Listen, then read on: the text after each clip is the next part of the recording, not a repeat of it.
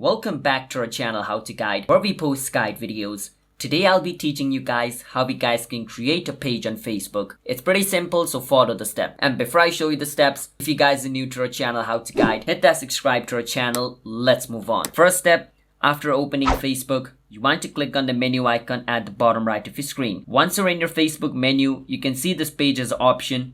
You want to click on pages. Once you're inside pages, at the top you can see the create page option. So wait for some time until this loads up for me. Now once you see the create option at the top, click on it and click on where it says get started. Now first it's going to ask you for a page name, so I'll go for a youtuber.jk and click on return at the bottom and click on next. Once my page name is chosen, on the next step it's going to ask me to choose a category. I'm going to choose entertaining over here, entertainment. Click on return and click on create. And once I do that, it's going to ask me to fill this entire form up.